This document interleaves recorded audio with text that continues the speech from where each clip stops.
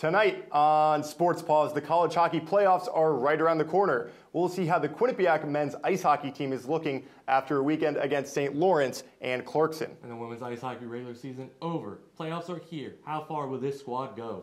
Finally, Quinnipiac baseball traveled to number 20 Wake Forest. Will the Bobcats pick up their first win? We're strapped in. Sports Paws starts right now. Let's get this bread.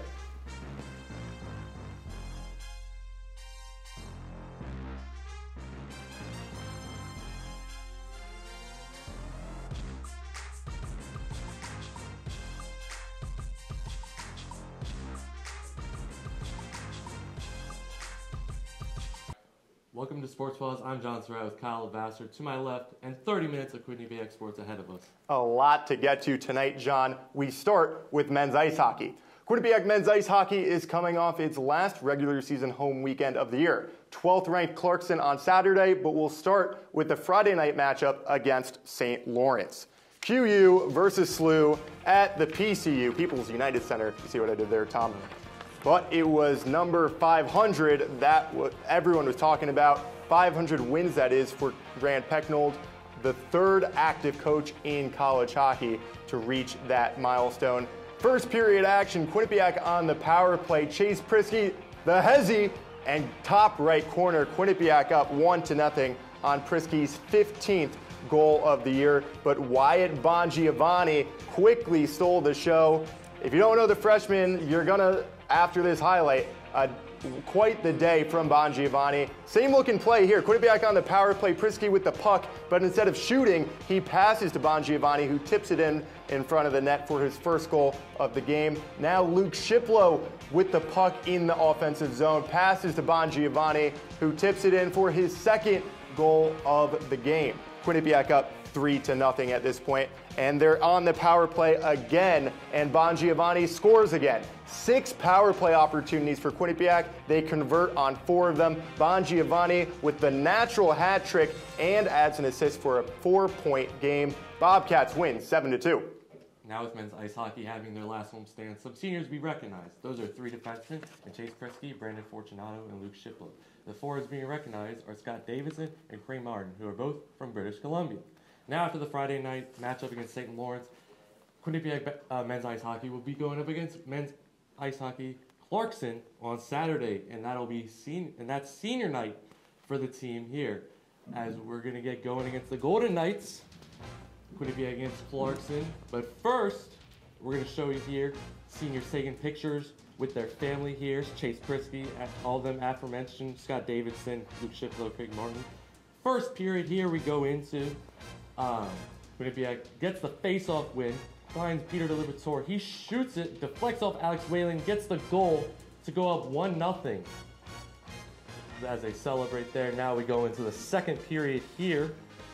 2 goals under for, 2-1 here for Quinnipiac, but Chase Prisky goes all the way up the ice. Sports Center, top 3 play of the week, goes past everyone and scores to tie the game up 2-2 here as he celebrates. But Clarkson gets it right back as Chris Clack goes back after Andrew Shortridge to get the game up 3-2 here for Clarkson. Now Quinnipiac, bad turnover here. Clarkson goes it down the ice, Harold's Eagle fakes it, shoots to go up 4-2 for Clarkson as they celebrate again. Andrew Shortridge just left out to dry on that one, as he was most of the game, John. They were. But here, Quinnipiac gets a goal back as Chase Prisky hits it from the point to become the all-time leading goal scorer among defensemen with 39 career goals. However, it's still a 5-3 game, even though Chase Prisky is showing a little emotion here. Still 5-3 as Clarkson does win the game 5-3, and head coach Rand Pecknold talked after the game. Yeah, no, this is that's a huge win for them. Huge. It's not going to get them in the NCAA tournament, but it's going to go a long way to doing it. We talked about it as a team. We knew that it was a huge game for us. We're in first and trying to hang on to that. And unfortunately, we just at times this year we've shown our immaturity with 13 freshmen. Obviously, Pecknold was not too happy with Saturday's game. Quinnipiac men's hockey beat reporter MJ Baird and I broke down exactly why.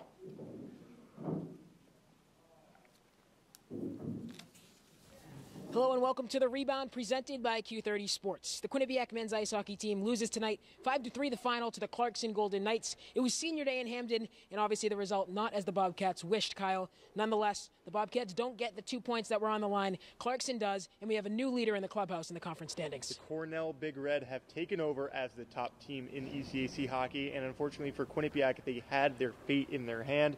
If they finished the regular season winning the 3 games that they had left, they would be the top team in the conference, a first-round bye in the ECAC hockey first round, and then home ice advantage in the quarterfinals. Now they can finish anywhere from the 1 seed to the 5 seed, and it all depends on what happens next weekend with them, and they're also going to need a little bit of luck. They travel to Brown on Friday night and Yale on Saturday. If we look at the ECAC standings right now, they're the top 5 teams. There's a lot of parity. It's very tight.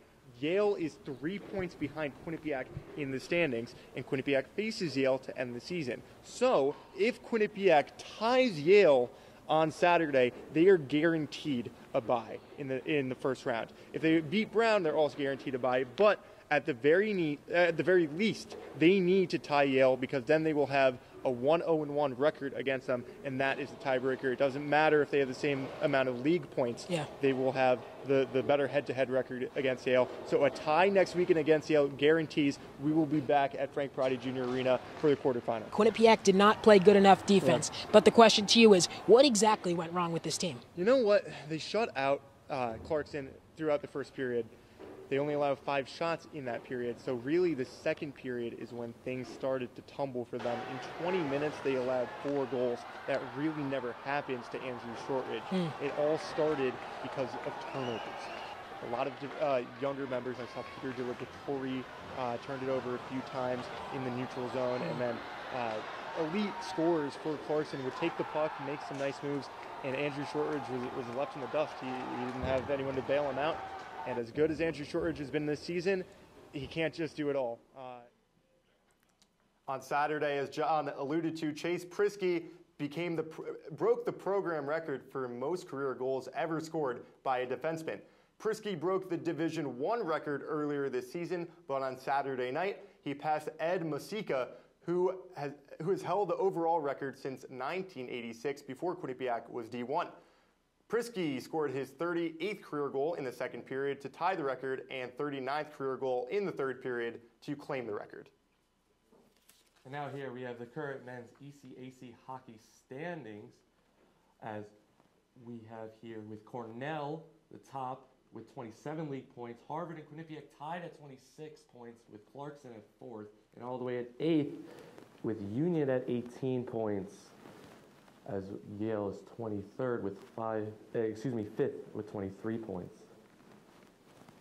While the Bobcats are fighting for the first seed in the ECAC hockey, they're also fighting for a 1 seed in the NCAA tournament. The top 4 teams in the pairwise rankings receive a 1 seed in the playoffs and face a 4 seed in the regionals. Quinnipiac, the 6th overall team, would be a 2 seed in the regional and face a 3 seed if the rankings stay the same. Freshman Wyatt Bongiovanni is this week's ECAC Hockey Rookie of the Week. A natural hat trick and an assist on Friday night is good for his 3rd Rookie of the Week award this season. Bongiovanni leads ECAC hockey freshmen in goals this year with 14 and is 2nd in the nation amongst freshmen. Let's now welcome men's ice hockey beat reporter Tom Krosnowski, who was at both games this weekend. Tom, it's good to see you.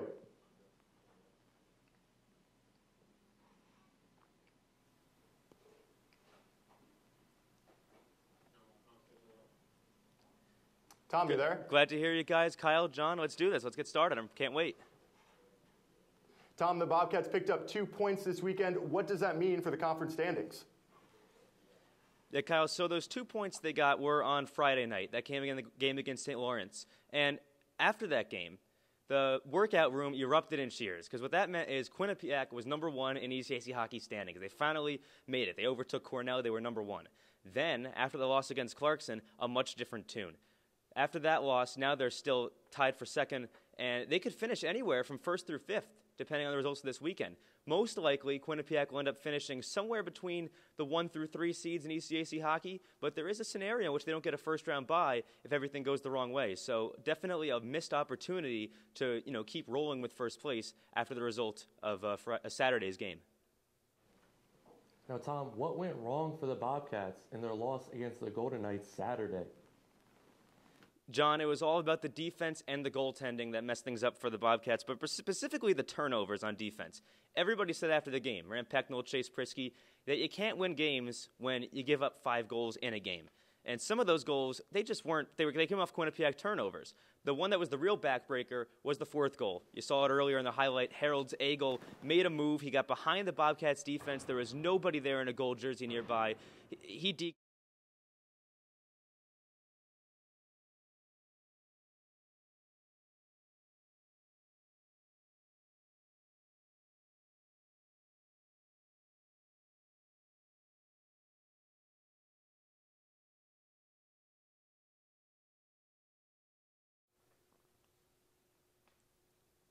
Quinnipiac's 7th loss of the season. 6 of those 7 losses have been on Saturdays. If you haven't read MJ Baird's article, you can find that on Q30TV.com, and he dives into why that's the case. But why do you think that's the case?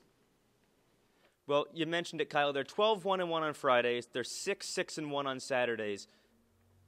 And Rand Pecknold called the team immature after the game, and he bases that more so the fact there's 13 freshmen on the team. But even after this game, he said that everybody was immature, not even just the freshmen. Some of the older players didn't do the job either. It's inexperience. It's not a preparation thing, as Quinnipiac has been preparing for weekend series the same way for years.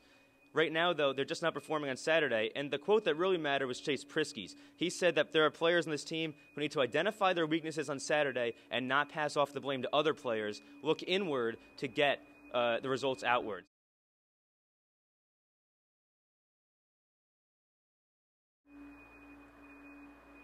Thanks for joining us. John, while the men's hockey team is fighting to be the top team in ECAC hockey, the Quinnipiac men's basketball team is fighting to be the top team in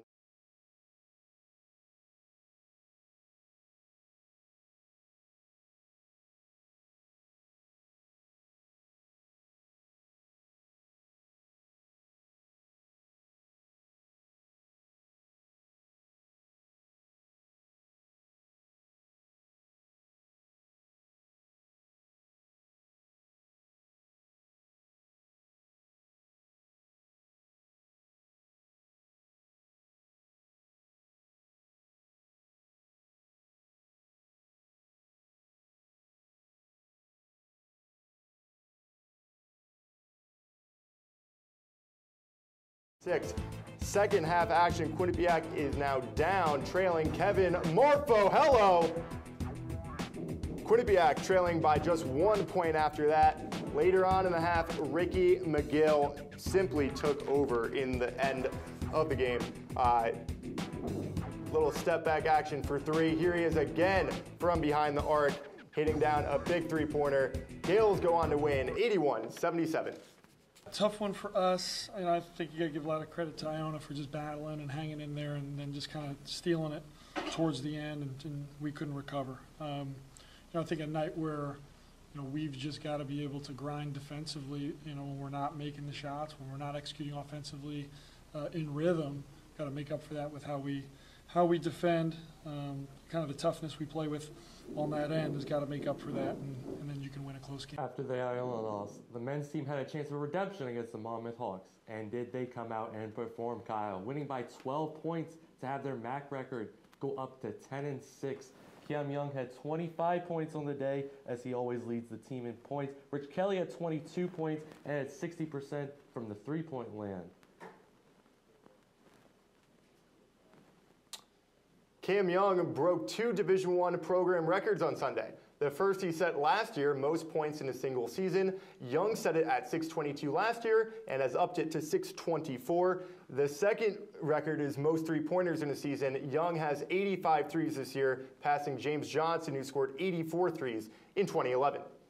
Young's high scoring has kept Quinnipiac in contention for a MAAC crown. Quinnipiac is tied for second in the MAAC with 3 other teams. Talk about a tight race, John. Iona leads the pack with an 11-6 record, while Quinnipiac, Ryder, Siena, and Canisius are all 10-6. The top 5 teams get a first-round bye in the MAAC playoffs. Speaking of MAAC basketball, for Sports Paws Fast Fact, in the final 3 minutes of regulation and overtime, the men's basketball team has a positive 26-point margin over their MAAC opponents this season. The highest point margin for the Bobcats was 14 points against Ryder, and has only 2 games with a negative point differential in 16 total games. Wow, that could really make a difference going into the playoffs, Sean. While the women's ice hockey team is secure for the playoffs, their weekend play affected their seeding. And women's basketball nearing the end of their regular season play. But on Saturday, the competition was all too familiar to Fabry. Stay with Sports Paws.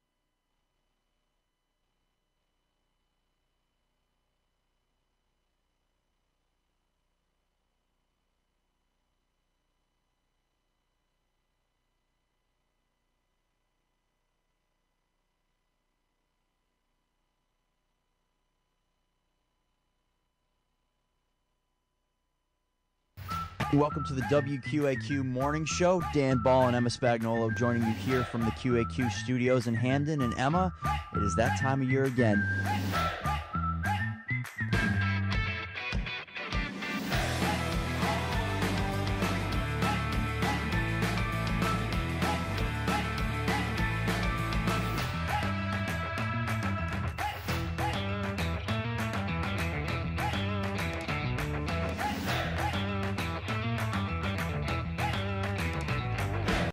Welcome back. Hopefully you did not miss us. One team wrapped up its regular season play over the past week. The women's ice hockey team came in with 2 more games remaining before the week. Women's ice hockey would have its first game of the weekend against the St. Lawrence Saints at Canton, New York. The game would end in a 2-2 tie. Sarah Kotu-Godbout and Randy Marcon would have the 2 goals for the Bobcats. For the Saints, Rachel Smith and Lydia Grauer both would have a goal of their own. And now we bring you to Clarkson on Saturday with women's ice hockey here in the second period. Elizabeth Guerre receives a pass and scores and gets it past Abby Ives for the first goal. Here's another look. Off her pad, Abby Ives just couldn't make this critical save there. Clarkson goes up 1-0. Still in the second period, Quinnipiac with a slap shot does not get through, however. Still third period, 1-0 still. As Clarkson on the attack, but Abby Ives makes a lot of great saves around her side, does not let it go. Quinnipiac with the shot here, gets it back and scores. That would be Randy Marcon to tie the game up 1-1. However, that would be it, as the game would end in a tie, 1-1. No goals in overtime. I'm back with MJ Baird, but this time we're talking Quinnipiac women's ice hockey. The Bobcats will face the Clarkson Golden Knights on the road this weekend in a best-of-3 series. MJ, let's break down your predictions for the ECAC hockey playoffs. We have all the quarterfinals matchups here on our touchscreen. Let's start with the 1 versus 8. Cornell and Rensselaer, that's going to be played up in Ithaca, New York. Yeah, Kyle, I think this one's pretty easy for me. I'm going with the regular season champions. I'm going with the Big Red. See if we can get a look at that. Perfect. I mean, look, Cornell, they won the regular season for a reason. They're a good team, and honestly, They've swept RPI this year. I don't see a 1-8 matchup being a problem for Cornell. All right, I'd have to agree. And I think this is going to be some fun where we see some of these closer matchups. Let's go to the 2-7, exactly. All right. Colgate versus Harvard. Colgate now, they made it to the NCAA championship game last year. An overtime goal by Clarkson cut them out. And now they're the number 2 looking to get back there. Yeah, I'm going with the higher seed here as well. I'm going to go with Colgate, see if we can get that one to show up. Perfect. I mean, look, they have a senior forward by the name of Jesse Eldridge. If you don't know who I'm talking about, you probably don't know ECAC women's hockey because, man, is she good. Top 3 forward, really, in this conference. And, again, Colgate swept Harvard in the regular season. That's enough for me to pick Colgate. All right, I'd have to agree so far. Cornell and Colgate could be in the semifinals. Now, Princeton. No, let's jump over here. Oh, you want to go to the 3-6? I like this one better. Thought we were going to save the Quinnipiac one for last, but okay. No. Quinnipiac versus Clarkson. This is their big rival. It's been close all throughout the year. We just saw the highlight up in Potsdam, New York from this past weekend. They're going back up there this weekend for a nice 5-hour trip. They're facing TTC Anfrano, who used to play for the Bobcats. Now she's a Golden Knight. It's going to be an interesting one. Look, Kyle, if this was a one-and-done game, I'd take Quinnipiac, but it's a 3-game series, and for that reason, I'm going with Clarkson. What's the difference in your eyes versus a 1-game versus a best-of-3 series? Sure. So Quinnipiac, I think, in a one-shot deal, win or go home type of game, they can take Clarkson down. They've played them really well this year. As you can see, the 1-1 tie we just saw, on the highlight a couple minutes ago that you just mentioned. But look, Clarkson, in my eyes, is better than a 3 seed. They really are. They're one of the best teams in the nation. They're going to make the NCAA tournament. So I think over the course of a series, Clarkson's just too good for Quinnipiac. Clarkson is the 2-time reigning national champions. Quinnipiac's been tight. They tied them this past weekend and lost them by just 1 goal earlier in the year. And then finally, we have our 4-5 matchup. This one's going to be a tough one. Princeton, the best team in ECAC hockey throughout the year, until the final 3 games of the year where they lost 3 games in a row. They had won 15 games, were the number 1 team in the conference, but talk about a meltdown, and they're not facing an easy St. Lawrence team. Yeah, look, this is a 4-5 matchup, and probably the one, if you're thinking about it, okay, most likely to be an upset. Now, granted, the top 4 teams in ECAC hockey this year were far better than the teams below them. However, I'm picking the upset here, Kyle, and you know why? You mentioned it. Princeton is in a straight-up nosedive. Lost their last 3. I'm taking momentum when it comes to the playoffs. All right, well, let's move on to the semifinals. We have Cornell, St. Lawrence, Colgate, and Clarkson. Who is going to be in the championship game from the 1-5 matchup, MJ? Yeah, so again, I'm sticking with the regular season champions, Cornell. I mean, look, I mentioned St. Lawrence. I think they can have enough to get by a struggling Princeton team, but not by the number 1 seed in the conference. Colgate, Clarkson, who you got? Yep, well, let's see. Colgate it is. Listen, I just talked about how good of a team Clarkson was, right? Lauren Gable, Elizabeth Shiger, they lead the entire nation 1 and 2 respectively in points. But look, Colgate is fighting for an NCAA tournament spot. There's nothing like desperation when it comes to playoff hockey. And for that reason, look, Clarkson loses, they're still getting into the national tournament. So I'm taking Colgate to play for a chance to get a conference title. And not only are they fighting for desperation, but they're having a rematch of last year's national championship game. I'm sure that's on their mind. A little bit of revenge. They beat Clarkson earlier this year, but I'm sure in the playoffs it's going to be a little bit sweeter if they can. And finally, the ECAC hockey champions. Drum roll, please. Cornell Big Red.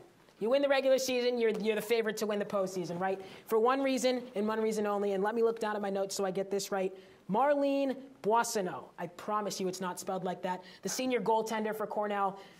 It's all about goaltending in the playoffs, right? We know this. We've covered hockey in college for 4 years now. She's got 6 shutouts this year. Statistically, the best goaltender in ECAC hockey. I'm riding a goaltender to a conference title. Number 1 team, number 1 goaltender, and the playoffs will go through Ithaca, New York. It's going to be tough to beat the Big Red. Well, MJ, thanks for coming on. John, back to you at the desk. Where women's ice hockey struggled into their conference playoffs, women's basketball excelled in their conference where the team needed 1 win to win the MAAC conference. First game of the weekend, the women's team went to Ryder to play the Bronx. Quinnipiac came out the gate struggling. Down 16 after the first quarter, the Quinnipiac surged back, outscoring Ryder by 22 points for the rest of the game. This would continue Quinnipiac's winning streak to 15 games and win the MAAC outright for the 5th straight year.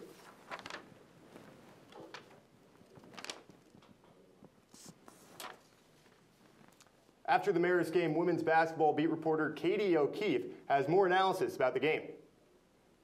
Quinnipiac hosted Marist, arguably the 2 most competitive teams in the conference, and while it was a rivalry between players, it was also competitive between the coaches.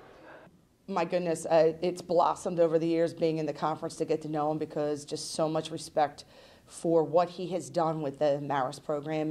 You know, just a great basketball mind. Enjoy the banter and the friendship that we have right now and the camaraderie that has been built over the years of being in the MAAC. Yeah, it's always a fun game. I mean, I think even when we go up there, you know, that place is always rocking, so they bring their fans. They got their fan bus down here. But it was a good crowd today, and, you know, Saturday home game, so it's fun. But we just know, like, we just got to stay consistent and talk defensively. That's, like, our major key, and knock down the shots that we take.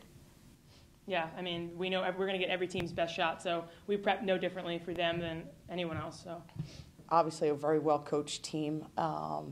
Their offense that they run is difficult to defend. Seeing what we could accomplish, not only getting into the tournament, but seeing that his team has already had success in getting to the Sweet 16. I just thought it was a really good test for us, obviously, this weekend, seeing Ryder and Marist getting us set for March. And it just really is checking a lot of boxes to a championship caliber team. While Quinnipiac defeated Marist 78-66, this might not be the last time that these two teams face, with postseason play right around the corner. From Lender Court, I'm Katie O'Keefe. Trisha Fabry's squad remains undefeated in MAAC play and remains atop the MAAC standings. Let's take a look, John. Ryder is the one team below them at 12-4. Marist 11-5. Monmouth 8-8. Siena 8-8. A lot of teams are 8-8 if you look at that. A group of five right there in the middle, and then it kind of drops off after Fairfield. What you like to see if you're a Quinnipiac women's basketball fan is the winning streak, W16 in the top right corner. Pretty impressive, John. The ice is thawing on the Quinnipiac baseball diamonds, so they travel to Wake Forest for the weekend. See how they do against a top-ranked team. And the top 5 plays of the week are next. Stay tuned.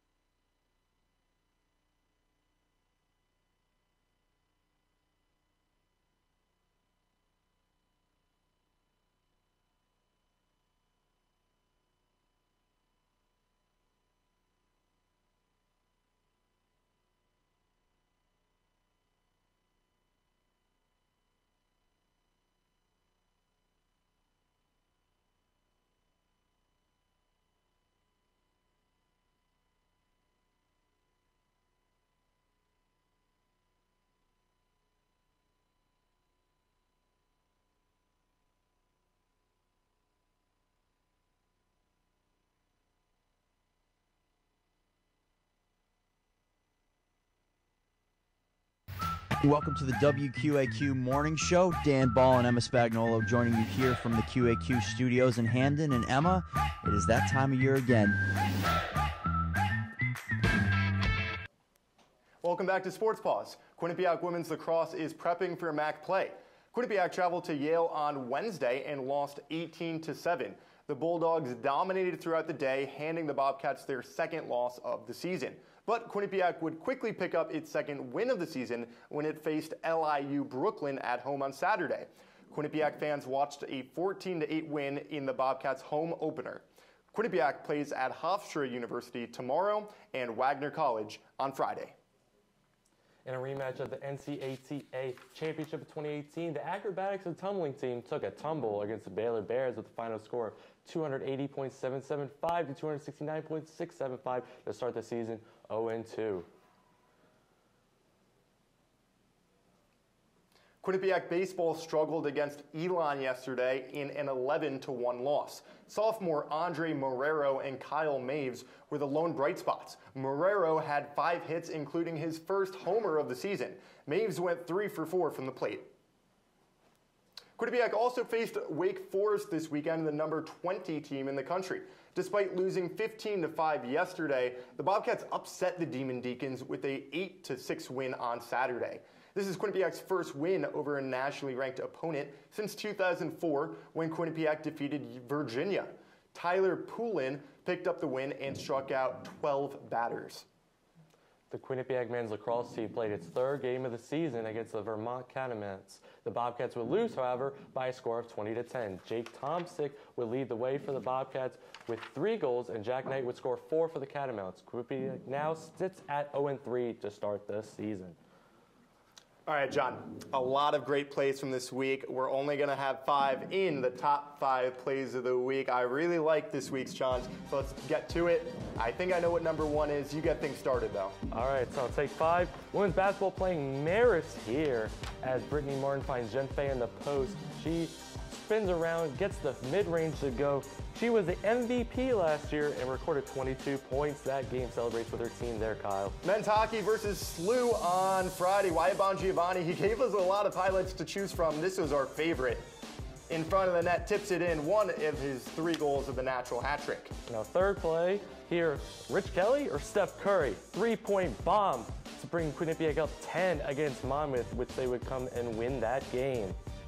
Here's another look there from the backboard and right through the net there, Kyle. That one was all the way from Surf Taco, John. Number 2, up in Potsdam, New York, Clarkson shoots it off the pad of Abby Ives and it goes in. And of course, we all know what number 1 play of the week is. Chase Prisky down the ice all the way full court, brink, scores. Sky's the game here, slow-mo right here. Chase Prisky through 3 guys right there, Kyle, and scores through there.